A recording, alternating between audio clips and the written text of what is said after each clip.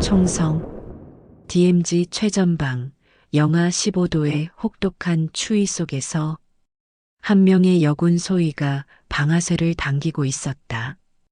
북한 무장공비 3명과의 생사를 건 교전. 이것은 대한민국 최초 여군 소장 윤아린의 이야기다. 잠깐, 영상 시작 전에 구독 버튼과 좋아요 버튼 꾹 눌러주세요. 구독자 선생님들의 작은 관심이 더 좋은 콘텐츠를 만드는 큰 힘이 됩니다. 새벽 5시 차가운 겨울바람이 연병장을 휘몰아쳤다. 윤아린 소장은 부대원들 앞에 우뚝 서 있었다. 키 165cm의 작은 체구였지만 그녀의 눈빛에는 강철 같은 의지가 서려 있었어요. 가난이 무서운 게 아니라 꿈을 포기하는 게 무서운 거라고 어린 시절 아버지는 늘 말씀하셨죠. 하지만 집안의 반대는 거셌습니다. 여자가 뭘 하겠냐며 시집이나 잘 가라던 주변의 시선들.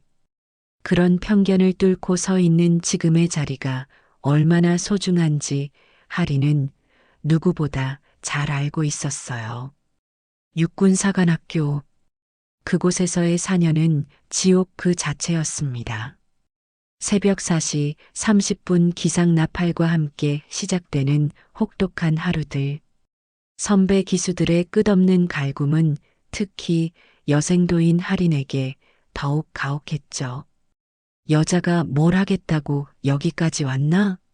집에서 밥이나 하지. 3학년 선배의 고함 소리가 생활관을 울렸습니다. 하린의 손은 떨렸지만 허리는 곧게 펴고 있었어요. 매일 밤 베개를 적시며 울었지만 아무도 모르게 말이죠. 체력 훈련은 더욱 잔혹했습니다. 40kg 완전 군장을 메고 20km 행군, 영하 15도의 혹한기 야외 훈련. 손이 얼어 감각이 없어도 전술 참호를 파는 일은 끝이 없었거든요. 교수들의 군사학 수업은 머리가 터질 것 같았고 전술학 과제는 밤을 새워도 끝나지 않았습니다. 100번도 넘게 포기하고 싶었어요. 짐을 싸서 집으로 돌아가고 싶었습니다. 특히 동기들이 하나둘 자퇴해 나갈 때마다 하린의 마음도 흔들렸죠. 하지만 그럴 수 없었습니다. 하린아, 아빠는 내가 어떤 길을 가든 응원할 거야. 하지만 한번 시작한 일은 끝까지 해내는 사람이 되어라. 그게 우리 가족의 자부심이다. 낡은 작업복을 입고 새벽부터 밤늦게 일하시면서도 딸의 꿈을 응원해 주신 아버지. 그 약속이 하린을 붙잡았어요. 결국 육군사관학교 4년 연속 최우수 성적과 대통령상 수상. 남군들의 비웃음과 의심 속에서도 모든 기록을 갈아치웠죠. 사격, 체력, 전술 어떤 항목에서도 그녀를 넘볼 수 있는 동기는 없었습니다. 그런 우수한 성적 덕분에 하린이 받은 첫 발령지는 예상과 달랐습니다. 대부분의 동기들이 서울 근교나 후방부대로 배치받을 때 하린에게는 다른 길이 기다리고 있었어요. 윤아린 소위 사단 육군 수색대대 발령입니다. 인사참모의 목소리가 울렸을 때 순간 조용해졌습니다. 강원도와 경기도 사이 최전방을 마주하고 있는 그곳 DMZ. 비무장지대를 직접 마주보며 조국의 최전선을 지키는 곳이었죠. 동기들의 시선이 복잡했습니다. 부러움과 걱정이 뒤섞인 눈빛들. 하지만 하린의 가슴은 오히려 뛰고 있었어요. 진짜 군인이 되는 길, 그 시작점에 서게 된 것이었습니다. 첫 자대에 도착한 하린을 맞이한 것은 차가운 현실이었습니다. 전방에 여자 장교가 온다더니 이때만 해도 여군은 턱없이 부족하고 시선도 좋지 않았다. 전체 군 간부의 3%도 되지 않는 여성 장교들은 대부분 후방의 행정보급이나 의무대에 배치되는 것이 당연시되던 시절이었다. 최전방 전투부대에 여군 장교가 배치되는 것은 거의 전례가 없는 일이었습니다. 중대장님, 윤아린 소위 자대 신고 드립니다. 뻣뻣하게 차렷 자세를 취한 할인 앞에서 중대장은 서류를 내려놓고 한숨을 내쉬었다. 30대 중반의 그는 이미 전방에서 10년 넘게 복무한 베테랑이었지만 여성 부하를 더 본 경험은 전무했다. 솔직히 말하는데 난 여자 장교를 원한 적이 없어. 이곳은 언제 총성이 울려도 이상하지 않은 곳이야. 그런데 여자 하나 챙기느라 우리가 신경 쓸 일이 늘어났다고. 중대장은 잠시 멈춰서 할인을 위아래로 훑어보더니 차갑게 덧붙였다. 너한테 목숨이나 맡길 수 있겠어? 그렇게 탐탁지 않은 신고식이 끝나고 나의 새로운 시작의 문이 열렸다. 누구도 반기지 않는 자리였지만 이 길을 선택한 건 내 의지였다. 그리고 곧 모두가 나를 인정하지 않을 수 없게 만들 것이다. 그렇게 속으로 다짐했다. 부대 생활에 적응하며 몇 주가 흘렀을 때 드디어 진짜 시험이 찾아왔다. 첫 실전 작전 투입이었다. 당장은 팀장이 될 수 없었지만 동반으로 가는 훈련 같은 셈이었다. 윤소희는 관찰자로만 참여한다. 절대 단독 행동 금지. 작전 브리핑에서 소대장 이영민 중위의 지시는 단호했다. DMZ 의심 지역 매복 임무였는데 일몰 후 완전 무장한 매복조 10명이 은밀히 출발했다. 하리는 맨 뒤에서 조용히 따라붙었다. 12월의 공기는 폐 속을 칼날처럼 파고들었고 얼어붙은 기운은 피마저 얼리는 듯했다. 발밑에서 낙엽이 바스락거릴 때마다 그 소리가 마치 적에게 좌표를 넘겨주는 신호처럼 뇌리를 때렸다. 등에는 땀이 비 오듯 흘렀지만 차갑게 언 공기는 내 뜨거운 체온을 조금도 식혀주지 못했다. 오히려 얼음 같은 공기와 달궈진 몸이 부딪히며 살감마다 날선 긴장이 스며들었다. 심장은 북처럼 울렸고 그 울림이 번져나가면서 눈앞의 어둠마저 날카롭게 갈라놓는 듯했다. 소음 통제, 수신호로만 소통한다. 이 중위의 손짓에 따라 조원들이 일렬로 전진했다. 할인도 숨을 죽이며 뒤따랐다. 사관학교에서 배운 전술과는 전혀 다른 생생한 긴장감이었다. 매복 지점까지 2km, 험준한 산길을 기어오르듯 이동하는 것만으로도 체력이 급격히 소모되었다. 비무장지대 특성상 방탄복과 실탄, 비상식량, 예비 전투복, 고립될 상황을 가정하여 전투 준비와 같은 무장을 하기에 그녀의 어깨는 감각이 없었다. 총 30kg에 달하는 완전군장이 165cm 작은 체구를 짓눌렀다.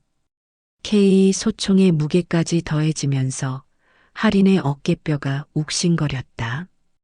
방탄복 안쪽은 이미 땀으로 흠뻑 젖어 있었고 배낭의 무게 때문에 허리가 휠 것 같았다.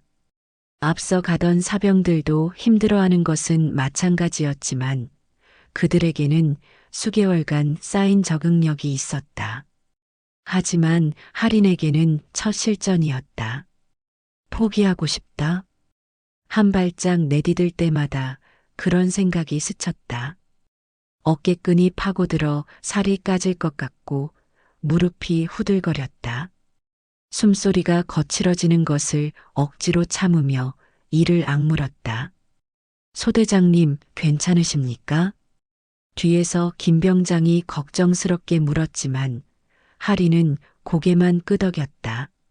말을 하면 숨이 더 차오를 것 같았다. 그렇게 기억나지 않을 산행이 지속되고 매복호에 도착했다.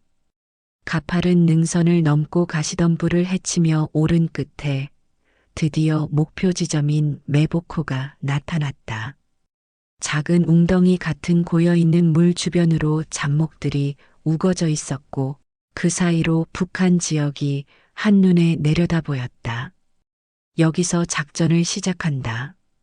철수 시간은 오전 5시 15분을 기점으로 철수 준비하여 5시 35분 흔적 없이 철수한다. 작은 무전기 소리가 얼어붙은 공기를 갈랐다. 정적만 가득한 산 속에 기계음 섞인 그 지시가 묵직하게 메아리 쳤다. 이영민 중위의 지시에 따라 조원들은 각자 위치를 잡았다. 철수까지는 아직 시간이 많이 남았다. 몸은 이미 얼어붙어 돌덩이처럼 굳었고 손과 발은 감각이 사라져 마치 내 것이 아닌 듯 했다. 숨을 들이쉴 때마다 서리빨 같은 공기가 폐를 찌르고 뼛속까지 스며든 냉기가 전신을 잠식해 갔다. 고요한 산속, 오직 심장의 박동만이 미세하게 살아있음을 증명하고 있었다.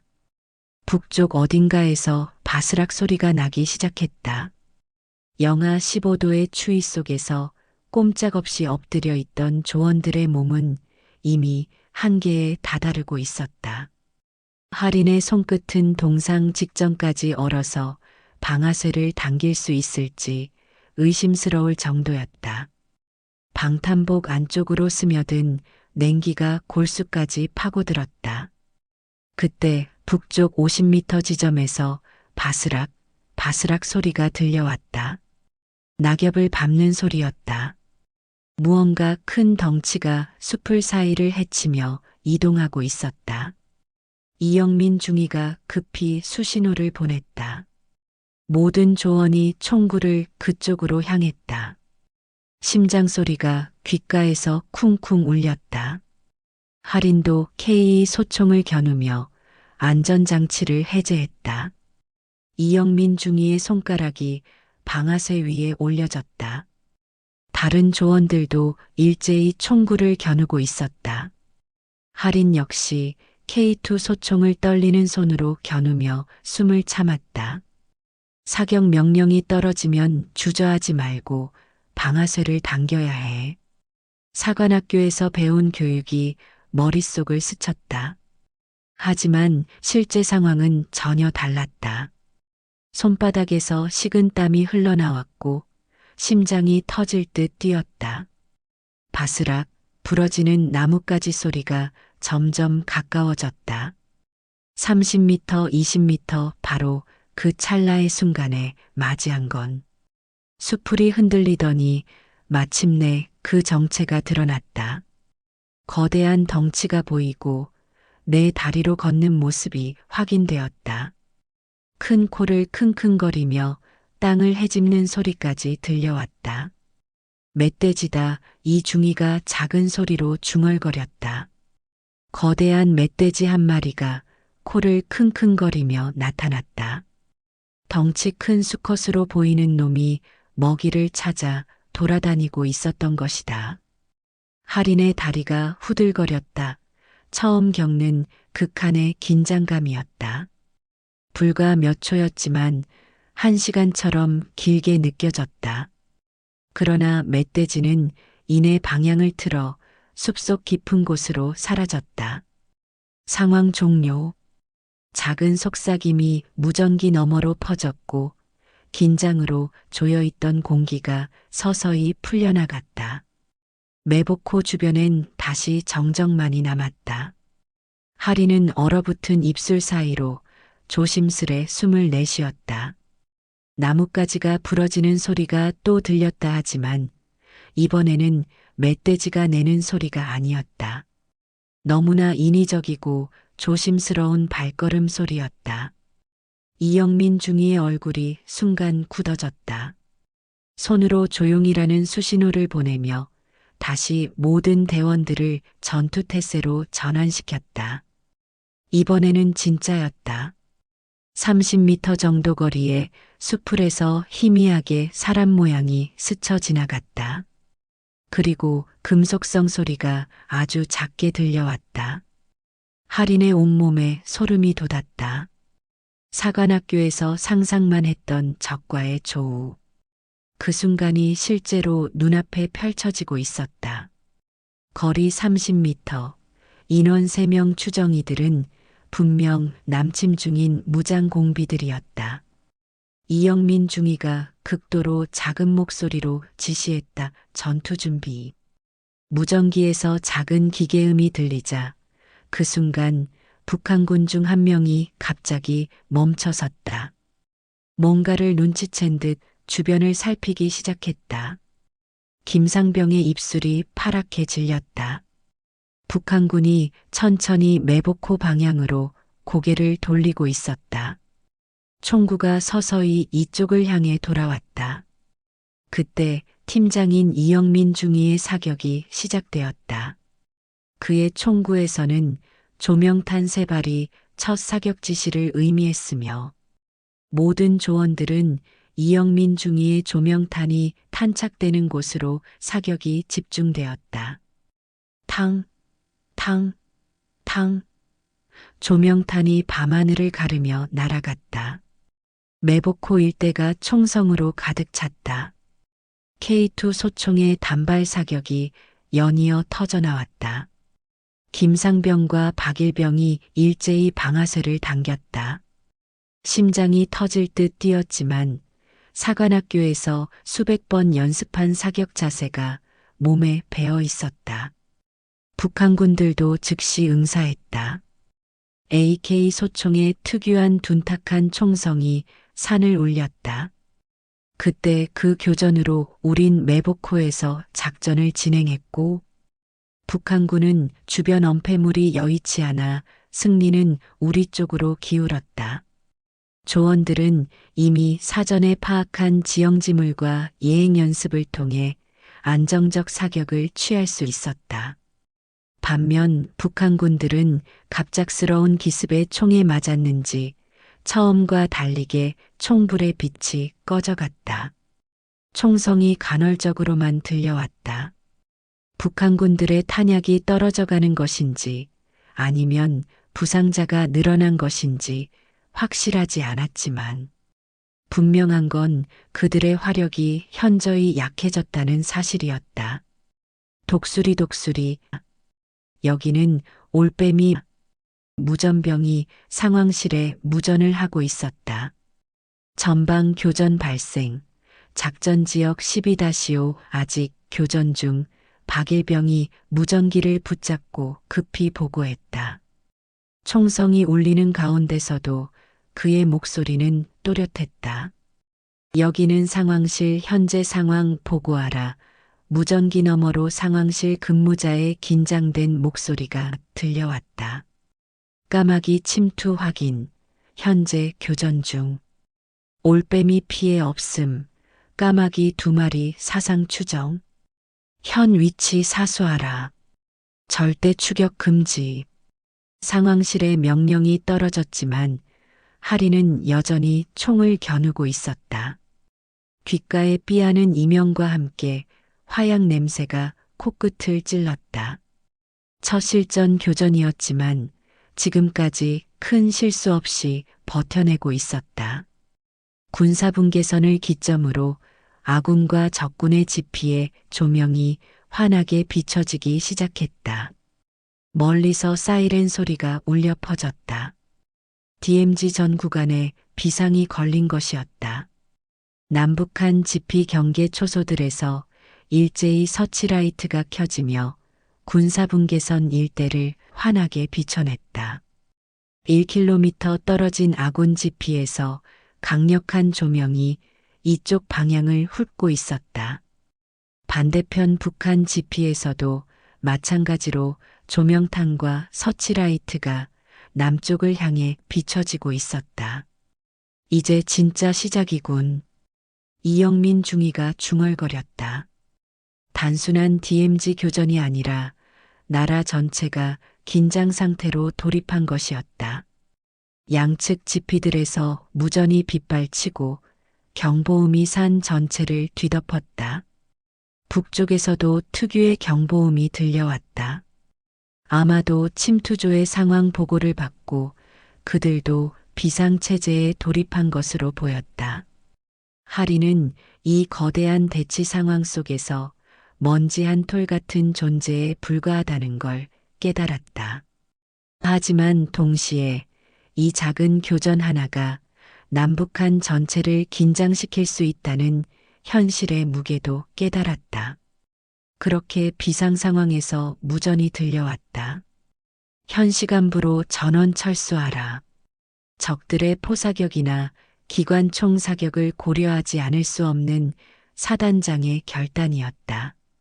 일출 전에 반드시 GOP를 통과해야 한다. 다행히 큰 부상 없이 작전 지역에서 철수할 수 있었다. 하지만 전 부대에도 진돗개가 발령되었고 정군이 비상 상태가 되었다. 북한군의 대남 도발이나 침투 시 발령되는 최고 수준의 경계 태세였다.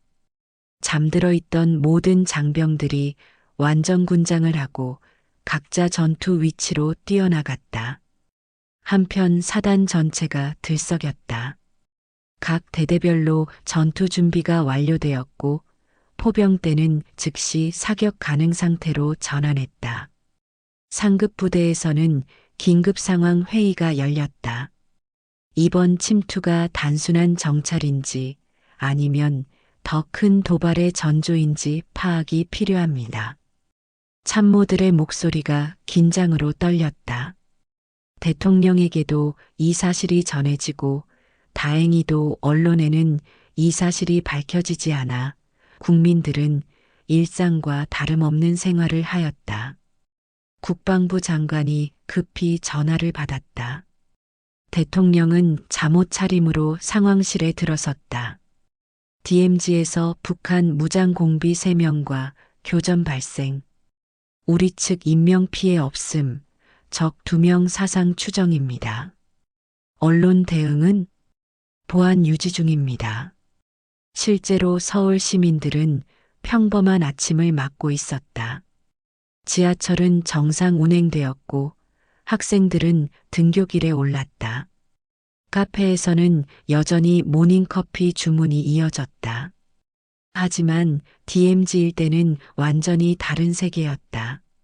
모든 부대가 최고 경계 상태를 유지했고 포병들은 언제든 사격할 준비를 마친 상태였다. 국민들이 평화롭게 일상을 보낼 수 있는 건 바로 이런 무명 용사들 때문이군. 대통령이 작전 보고서를 읽으며 중얼거렸다. 보고서 맨 아래에는 윤아린 소위라는 이름이 또렷하게 적혀 있었다. 그렇게 적과의 교전은 그냥 아무 일도 없는 듯 일주일의 긴장 고조 상태를 갖고 정상적으로 돌아갔으며 이때 첫 작전의 성과로 이영민 중위, 윤아린 소위 1계급 특진, 팀원들은 포상휴가 및 전역을 앞당기게 되었다. 축하한다. 윤중이 일주일 후 사단장실에서 진급 발표가 있었다. 이영민은 대위로, 하리는 중위로 특진했다. 가슴에 달린 새로운 계급장이 묵직했다. 이번 작전에서 보여준 침착함과 정확한 판단력을 높이 평가한다. 사단장의 치하에 하리는 바짝 긴장했다. 아직도 그 밤의 총성과 화약 냄새가 생생했다. 팀원들에게는 각각 7일간의 포상휴가가 주어졌다. 김 병장과 박 병장은 전역을 6개월 앞당기는 혜택까지 받았다. 2일 이후 이 대위와 윤중이는 초고속 엘리트 코스를 밟기 시작했다. 이 대위는 승승장구하며 연대장까지 올라갔고 윤중이는 중령으로 진급하여 후방 특전 대대장을 맡게 되었다. 하리는 드디어 중령 계급장을 달았다. 30대 중반의 나이에 중령이 되는 것은 매우 이례적인 일이었다. 그것도 여자가 전방부대 생활을 하면서 진급하는 것은 대단한 일이었다. 당시만 해도 여군 중령은 전국의 손에 꼽을 정도였다. 대부분은 본부의 행정직이나 의무직에 배치되었고 전투부대의 지휘관이 되는 경우는 전무했다. 하물며 특전사라는 최정예 부대의 대대장이라니 여자가 특전 부대를 지휘한다고? 이게 말이 되나? 부대 내외에서 수군거리는 소리가 끊이지 않았다. 하지만 할인에게는 15년간의 전방 근무 경험이 있었다.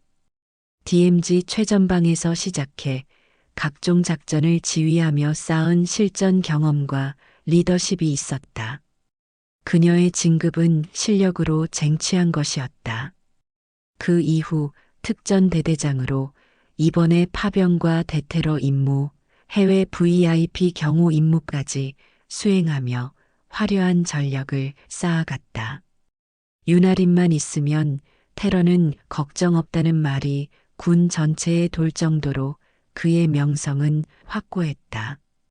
동기들 사이에서는 그의 브리핑 하나로 국가 대테러 정책이 바뀐다는 소문까지 돌았다.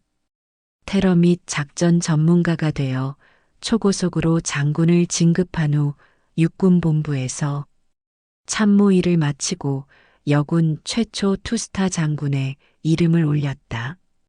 윤아린 준장을 소장으로 진급 발령한다. 인사 발표장에서 국방부 장관의 목소리가 울렸다. 순간 장내가 술렁였다. 대한민국 최초의 여군 소장이 탄생하는 순간이었다. 세계 전시 지역 파병 경험, 국내 대테러 작전 지휘, 탁월한 기획력까지 25년간 쌓아온 그녀의 이력은 누구도 반박할 수 없는 것이었다. 축하드립니다, 소장님. 동료 장성들이 하나둘 축하 인사를 건넸지만 그 속에는 복잡한 감정들이 뒤섞여 있었다. 진심 어린 축하도 있었지만 질투와 의구심의 시선도 적지 않았다. 하리는 어깨 위에 올려진 두 개의 별을 바라봤다. 무게가 예상보다 훨씬 무거웠다. 이제 그녀는 단순한 지휘관이 아니라 대한민국 군의 상징이 되었다. 이제 진짜 시작이야. 그녀는 속으로 중얼거렸다. 윤아린이 별 두 개를 달던 그날 밤 용산의 어느 고급 룸살롱. 담배 연기가 자욱한 VIP 룸에서 국방부 고위 장교들의 술자리가 열렸다. 기집이 투스타라니 이게 말이 되는 소리야? 박철수 중장이 위스키 잔을 거칠게 내려치며 독서를 뱉었다. 진정해, 박 중장. 김정훈 중장이 차분히 말했지만 그의 눈빛은 얼음처럼 차가웠다. 여론은 불꽃 같아. 한순간 세상을 집어삼키지만 불길이 사라지면 잿더미처럼 곧 버려질 거야. 우리는 그때를 기다리기만 하면 돼. 기다려? 그년이 성공이라도 하면 어쩔 건가? 문제는 그게 아니야. 박 중장이 담배 연기를 길게 내뿜으며 말했다. 전연이 계속 올라가면 최초의 여성 3스타가 나올 수도 있다는 거야. 옆에 앉아있던 최준석 중장이 불안한 목소리로 끼어들었다. 그런데 더 큰 문제는 전연 성격이야. 무슨 말이야? 규정 하나하나 따지고 절차 무시하는 걸 못 견뎌해. 특히 이번 드론 수주 계약하고 방탄복 계약건 문제는 잔금이 들어올 때까지는 우리가 마음을 놓을 수 없다는 거야. 드론 계약건은 액수가 워낙 크잖아. 3천억 규모인데 업체 쪽에서 우리한테 오는 수수료만 해도 테스트 통과시켜주는 대가로 받기로 한 돈이 아직 안 들어왔다고. 만약 전연이 재조사라도 하다면 우리 다 끝장이야. 김 중장이 말했다. 지금이 기회야.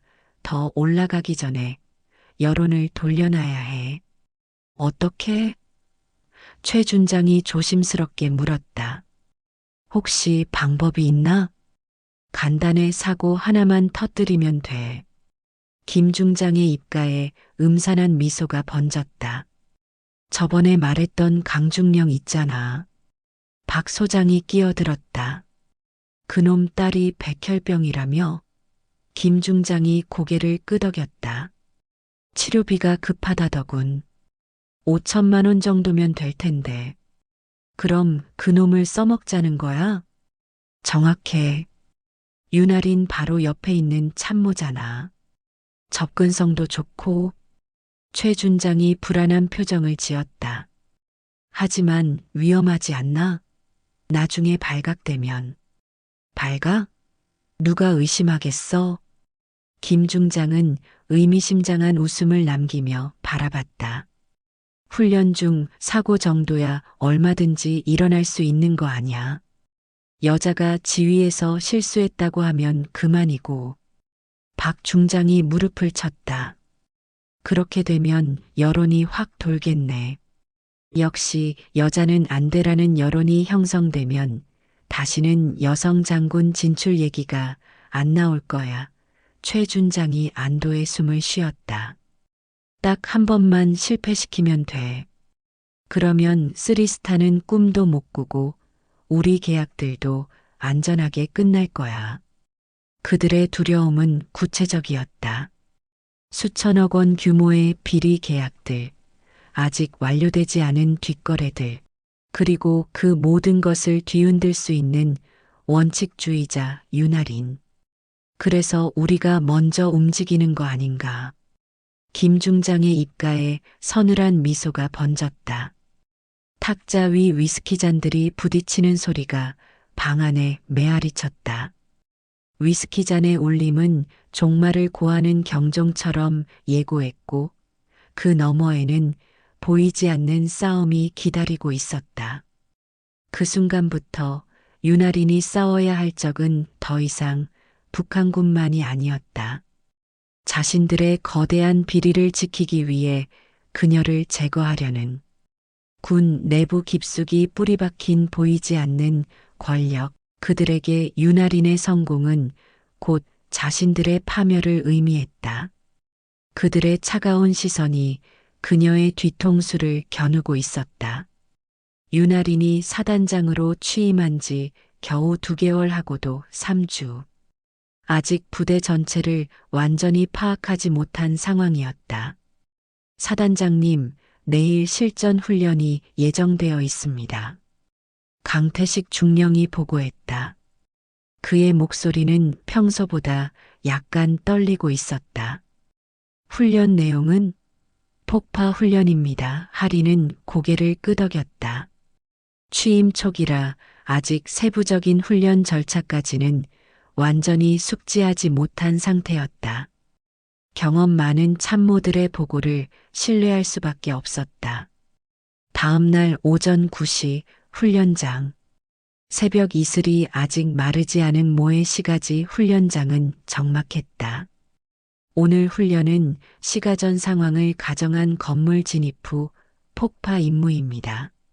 안전 점검은 모든 장비 점검 완료했고 훈련용 TNT도 규정량으로 준비되어 있습니다. 폭파 훈련 시작. 강 중령의 지시에 따라 훈련이 시작되었다. 강태식 중령의 목소리가 훈련장에 울렸다. 김중희, 이일병, 박상병을 포함한 8명이 일렬로 정렬했다. 그들의 얼굴에는 긴장감이 배어 있었다. 사단장님께서는 지휘소에서 관찰하시면 됩니다. 아니다. 현장에서 직접 지켜보겠다. 강 중령의 얼굴이 순간 굳었다. 계획에 없던 변수였다. 강 중령의 이마에서는 식은 땀이 흐르고 있었다. 폭약 설치 완료. 전원 대피. 하지만 3초 후 예상보다 훨씬 큰 폭발이 일어났다. 훈련용 폭발이라고 하기에는 너무 강력했다. 폭발 지점에서 10m 떨어진 곳에 있던 이일병, 박상병이 폭발에 날아가 땅바닥에 쓰러졌다. 의무병, 즉시 이송. 할인의 얼굴이 창백해졌다. 취임 3개월도 안 된 상황에서 일어난 첫 번째 사고. 25년 군 생활에서 이런 일은 처음이었다. 그리고 30분 후 이미 언론에 기사가 올라갔다. 누군가는 이 사고를 미리 알고 준비하고 있었던 것이다. 사고 발생 30분 후 할인의 휴대폰이 요동쳤다. 사단장님, 긴급 상황입니다. 참모의 다급한 목소리가 들렸다. 벌써 포털 사이트 메인에 기사가 올라간 것이었다. 여군 최초 소장, 훈련 사고로 부하 3명 부상. 검증되지 않은 여성 지휘관, 부대 안전 무시. 페미니즘 실험의 희생양. 더 충격적인 것은 기사 내용의 정확성이었다. 부상자 이름, 폭발 위치, 심지어 할인이 현장에서 한 지시사항까지 상세히 기록되어 있었다. 부대 훈련 중 원인 모를 폭발 사고가 일어났다. 기관병 1명이 중태에 빠지고 여론은 들끓었다. 역시 여자가 지휘하면 이런 사고가 나는 거지.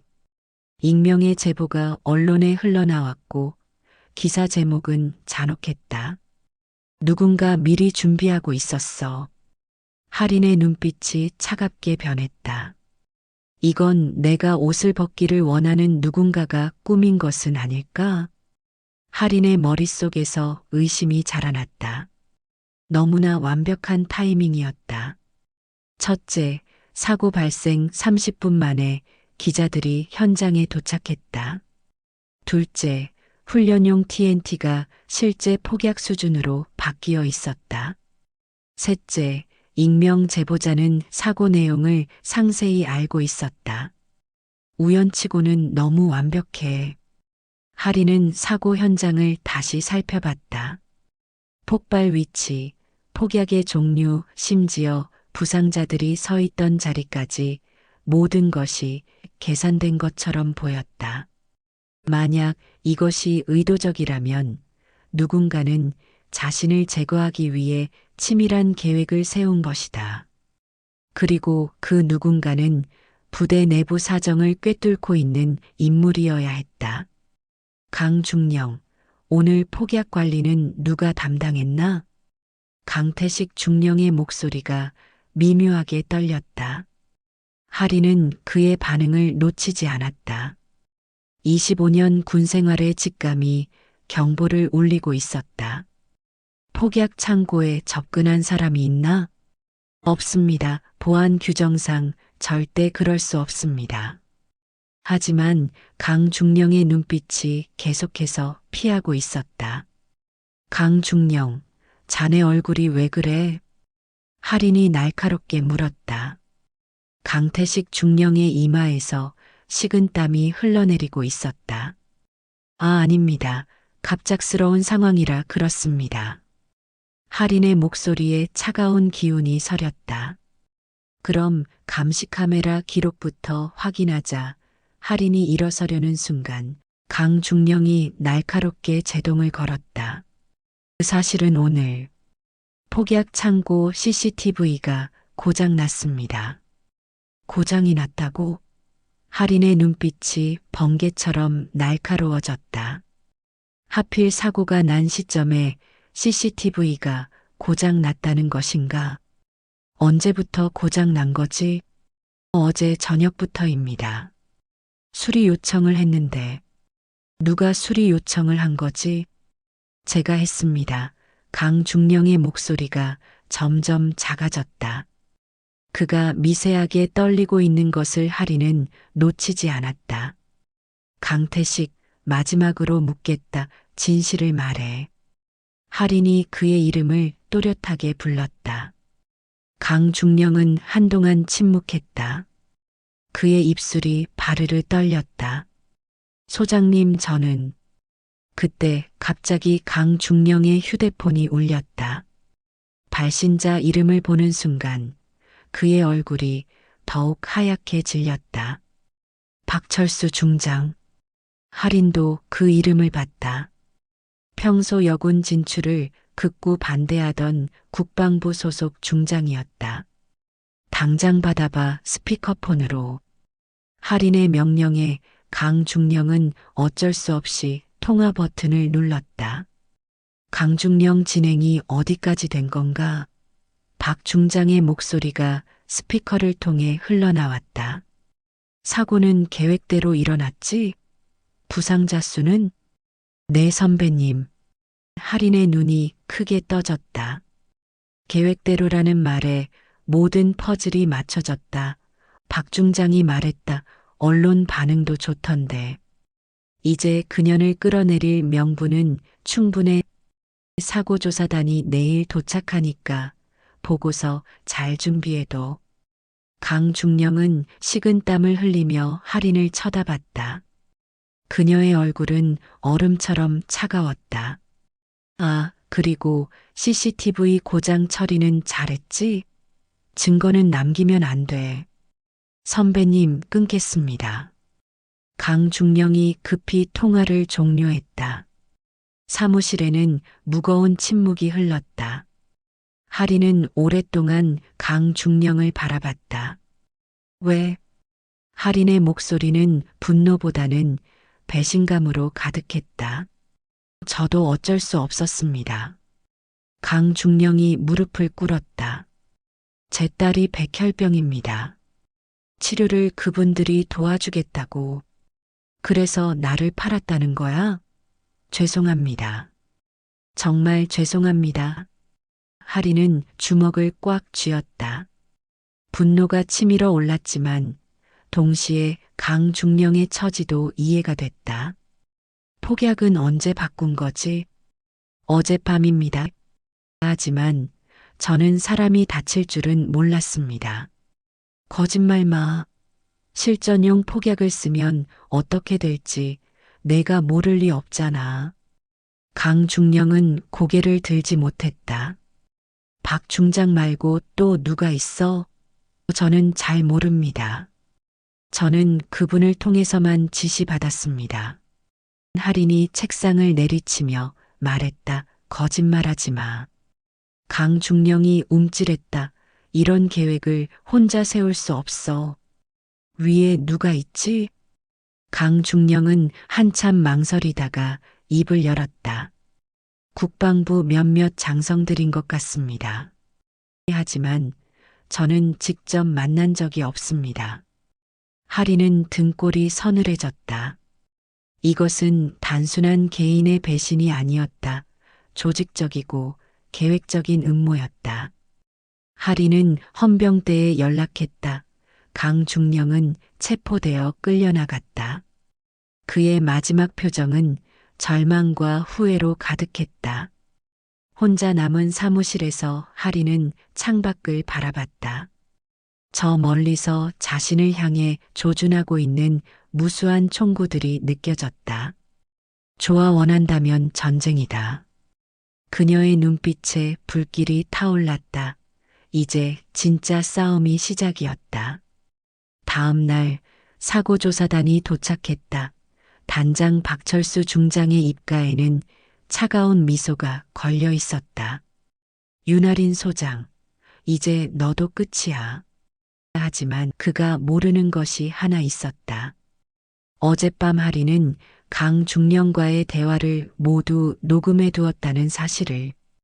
차에서 내린 박철수 중장의 얼굴에는 승리자의 여유가 배어 있었다. 그의 뒤로 조사관 6명이 줄지어 섰다. 선배님, 먼 길 오시느라 수고하셨습니다. 할인은 겉으로는 예의를 갖췄지만 주먹은 꽉 쥐어져 있었다.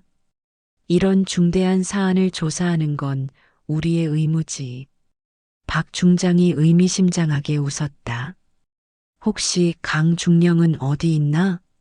핵심 증인이니까 꼭 만나야겠어. 강중령은 현재 구금 상태입니다. 구금? 왜? 할인의 대답에 박 소장의 얼굴이 순간 굳어졌다. 오후 2시 조사실. 윤 소장, 이번 사고의 책임은 전적으로 당신에게 있다고 봅니다. 박 중장이 조사 보고서를 펼쳐 보였다. 첫째, 폭약 관리 소홀. 둘째, 안전점검 미비로 인한 인명사고. 선배님 하지만 이 사건 조작된 것 아닙니까? 할인이 차분히 반박했다. 조작? 무슨 근거로 그런 말을? 이걸 한번 들어보시죠. 할인이 녹음기를 꺼내 재생 버튼을 눌렀다. 사고는 계획대로 일어났지? 부상자 수는? 언론 반응도 좋던데. 이제 그년을 끌어내릴 명분은 충분해. 박 중장의 얼굴이 창백해졌다. 이건 어디서 구한 거야? 박 중장의 목소리가 떨렸다. 강 중령과의 통화 내용입니다. 선배님께서 직접 하신 말씀이죠. 조사실의 다른 조사관들이 술렁거렸다. 이들 중 일부는 박 중장의 음모를 모르고 온 것이었다. 저런 건 증거가 될 수 없어. 조작된 것일 수도. 국과수에 의뢰하면 됩니다. 할인의 차분한 반격에 박 중장이 당황했다. 그리고 이것도 보시죠. 할인이 추가 자료를 꺼냈다. 폭약 창고 출입 기록, 그리고 강중령의 자백서. 이번 사고가 의도적으로 조작된 것임을 증명합니다. 윤할인, 내가 뭘 안다고. 박 중장이 마침내 가면을 벗었다. 여자가 군을 지휘한다는 게 말이나 되는 소리야? 내 같은 년 때문에 우리 군이 웃음거리가 되고 있어. 그게 선배님의 본심이군요. 할인이 웃었다. 맞아. 너 같은 년은 진작 쫓겨났어야 했어. 이번 기회에 깨끗하게 정리해 주겠어. 그 순간 조사실 문이 열렸다. 무슨 일입니까? 국방부 감찰관이 들어왔다. 박 중장의 고함 소리를 듣고 온 것이었다. 조사실 공기는 한순간에 얼어붙었다. 감찰관의 차가운 시선이 박철수 중장에게 향했다. 방금 들은 말이 사실입니까? 박 중장은 당황한 기색을 감추려 애썼지만 목소리는 떨리고 있었다. 저건 조작된 거야. 윤 소장이 날 모함하려고. 그러나 감찰관은 그를 말끈 듯 제지했다. 증거물은 모두 압수해 국방부 감식반에 넘기겠습니다. 조사관들 사이에서 속삭임이 번졌다. 그중 몇 명은 노골적으로 박 중장을 의심하는 눈빛을 보냈다. 윤아리는 한 발 앞으로 나섰다. 선배님, 군을 지휘하는 건 성별이 아닙니다. 책임과 명예입니다. 전투에서 목숨을 걸고 싸운 제 부하들의 피를 정치적 욕망으로 더럽히지 마십시오. 박 중장은 치를 떨며 주먹을 움켜쥐었다. 내가 감히 나를 무너뜨리겠다고? 아니요. 할인은 냉정히 대꾸했다. 선배님은 이미 스스로 무너지고 계십니다. 그 순간 감찰관이 지시를 내렸다. 박철수 중장, 직무정지입니다. 지금부터 모든 권한을 박탈하고 군검찰에 회부하겠습니다. 박 중장이 격렬히 저항하려 했으나 동행한 헌병들이 이미 그의 양팔을 붙잡았다. 이게 끝난 게 아니야. 윤할인, 똑똑히 두고 봐. 박 중장의 외침은 조사실 벽에 메아리 쳤다. 정적이 흐른 뒤 감찰관이 윤할인을 향해 고개를 끄덕였다. 윤 소장, 당신의 신속한 대응이 진실을 밝혀냈습니다. 3일 후 청와대에 이런 일이 우리 군에서 일어났다니 참으로 개탄스럽습니다. 대통령이 보고서를 내려놓으며 깊은 한숨을 쉬었다. 국방부 차관이 조심스럽게 말했다. 박철수 중장의 단독 소행으로 결론 났습니다. 개인적 원한에 의한 것으로 보입니다. 언론 대응은 어떻게 하지? 박 중장 건은 비공개 처리하겠습니다. 대통령이 고개를 끄덕였다. 같은 시각 용산 다른 장소. 김정은 중장이 휴대폰을 끊으며 짜증스럽게 말했다. 너무 성급했어. 옆에 앉은 최준석 중장이 불안해했다. 이제 어떻게 하죠? 우리까지 연결되면. 진정해. 박철수는 우리와 연결고리가 없어. 단독 소행으로 처리될 거야. 김 중장이 차분히 말했다. 하지만 윤아린은 더 조심스러워질 텐데요. 그날 밤 윤아린의 사무실. 하린은 창밖을 바라보며 중얼거렸다. 박철수 하나 잡았다고 끝난 게 아니야. 진짜 적은 아직 그림자 속에 숨어 있어. 그녀는 직감하고 있었다. 이번 일은 시작에 불과하다는 것을. 그리고 다음 공격은 더욱 치밀하고 위험할 것이라는 것을. 다음 이야기가 궁금하시다면 구독과 좋아요 꼭 눌러주세요. 선생님들의 관심이 윤아린의 다음 전투를 더욱 박진감 넘치게 만듭니다. 오늘도 시청해주신 선생님들 건강과 행복을 기원합니다.